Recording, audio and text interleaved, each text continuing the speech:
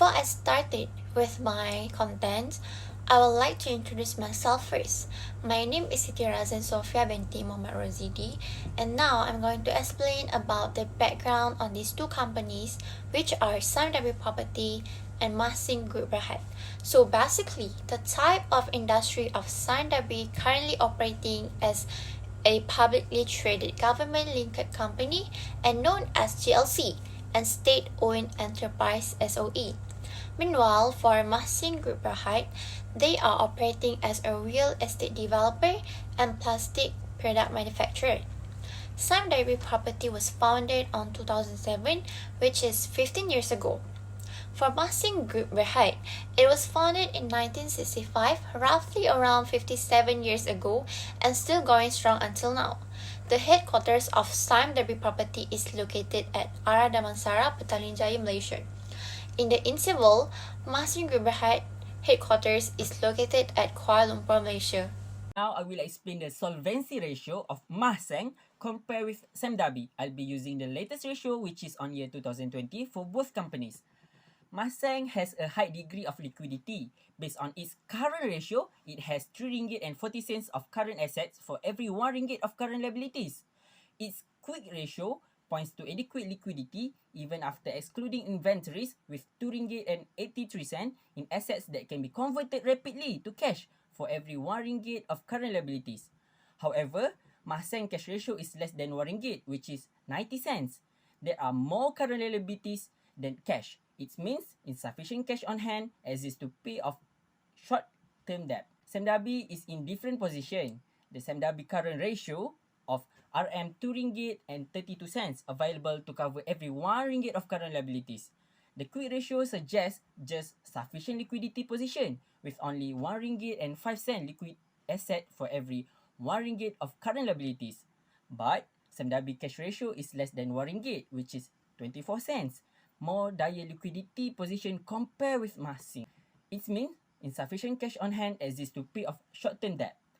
To summarize, Mahsing has a comfortable liquidity position compared with Sime Darby. Alright, thank you Mama Asyraf. My name is Nur Afiqah Bt Hasimudin and I'll be present on efficiency. As you can see the bar chart on the slide, the average collecting period for Mahsing Group in 3 years is 109, 113 and 146 days. We can consider this period is favorable due to its nature of business. In comparison with Sime Darby Property, Mahsing Group collecting period is considered bad. Alright, next, the inventory turnover for Mahsing Group from 2018 until 2020 is considered unfavorable. The value of inventory each year is lower than 5. It shows that the company have big sales and possible as sales inventory. In comparison with Sime Darby Property, we can consider that Mahsing Group indicates a better turnover. Alright, the last highlight of efficiency is the total asset turnover. The total asset turnover for Mahsing Group is in declining trend from 2018 until 2020. The value for each year is 0.32, 0.27 and 0.22. This indicates that the company have very poor inventory management. It also shows that the company have a poor collection practice, plus the sales of the company is in declining state. Nevertheless, the Mahsing Group total asset turnover is better than Sime Darby Property. Alright, thank you. That's all from me. I'll pass to the next presenter. Thank you, Afiqah. My name is Muhamad Hakim bin Rahimi. Now, I will talk about financial leverage.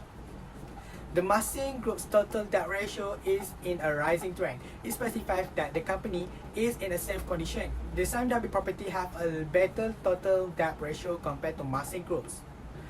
The debt to equity ratio for the Mahsing Groups. It shows that the Mahsing Group has a low debt to equity ratio. A low debt to equity ratio indicates a financially stable business. It also shows that the shareholder has a lower risk.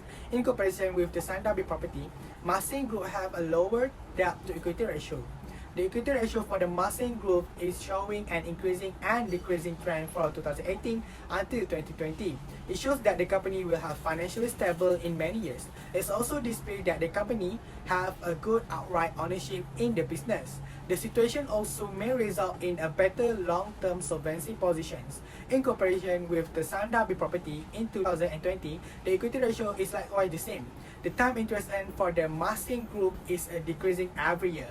The value of the time interest earned for the company still can meet its debt obligation based on its current income. The Darby company have the worst time interest earned than the Mahsing Group.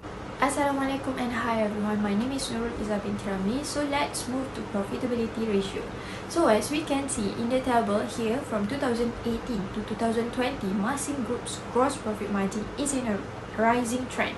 Even while the trend is improving, the situation remains awful. It shows that the company is underpricing.